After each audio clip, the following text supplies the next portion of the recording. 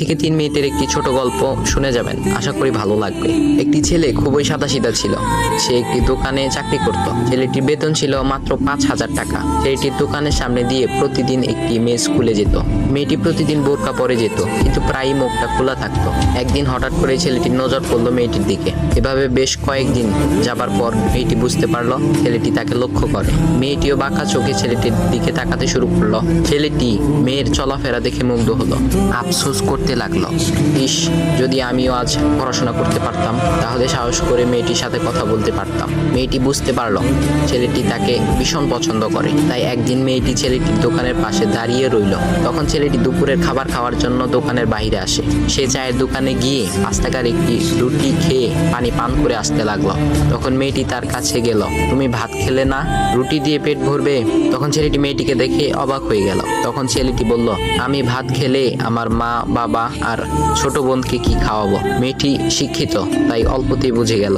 সে হাত ধরে বলতে লাগলো, তাহলে তুমি যে আমাকে পছন্দ করো, আমাকে কি খাওয়াবে? তখন ছেলেটি বলল, আমি তো তোমাকে আপন করে পাওয়ার জন্য দেখি না, কারণ সে যোগ্যতা আমার নেই। তবে এটা সত্যি যে তোমাকে দেখলে আমার খুব ভালো লাগে, তাই দেখি।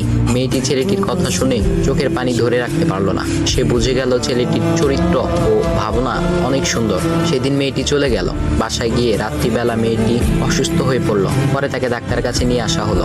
বলা হলো মেয়েটার 2টি কিডনি নষ্ট হয়ে গেছে।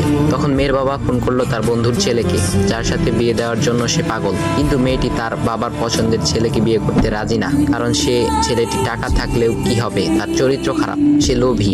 এদিকে মেয়েটির কোনো লোভ ছিল না। যাই হোক, হবু জামাই আসার পর তাকে সব খুলে বলল, তোমার থেকে একটি কিডনি খুলে আমার মেয়েকে দাও। তুমি তো বলছো আমার মেয়েকে তুমি অনেক ভালোবাসো, তাকে পেলে তুমি ভালো হয়ে যাবে, তাহলে আজ পরীক্ষা দাও। তখন ছেলেটি বলল, আমি আপনার রোগা মেয়েকে বিয়ে করতে পারবো না, আমার কি সুস্থ মেয়ের অভাব নাকি? এ বলে সে চলে গেল। বাবা তখন কেঁদে কেঁদে মেয়ের কাছে সব খুলে বলল। মেয়েটি বলল, বাবা তুমি কেঁদো না, একটা পথ এখনো আছে। আমাদের সামনে মোড়ে বড় একটা দোকান আছে না, তুমি সেখানে যাও। সেখানে যে তাইয়ুব নামের একটা ছেলে আছে, তাকে নিয়ে আসো, আমার কথা বলো। তখন মেয়েটির বাবা ছেলেটিকে নিয়ে আসলো।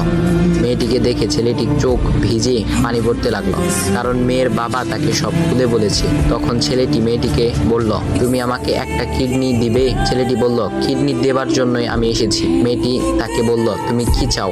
ছেলেটি বলল, তুমি সুস্থ হয়ে আমার দোকানের সামনে দিয়ে যাবে, আর দূর থেকে আমি তাকিয়ে দেখব, এই অনুমতিটুকু চাই। এ কথা শুনে মেয়েটিও ও তার বাবা তাদের চোখের পানি ধরে রাখতে পারলো না। অবশেষে মেয়েটি বিছানা থেকে উঠে ছেলেটির 2 পা জড়িয়ে ধরে বলল, এই জীবনে তোমার থেকে আমাকে মৃত্যু ছাড়া আর কেউ আলাদা করতে পারবে না। তারপর মেয়েটি বলল, আমার কোনো কিডনি নষ্ট হয়নি, এসব ছিল আমার সাজানো নাটক। আমি যা ভেবেছিলাম তাই হয়েছে। তোমাকে দেখে বুঝেছিলাম তুমি আমার একমাত্র যোগ্য। এখন ভাই, তোমাদের এত সুন্দর একটা গল্প শোনা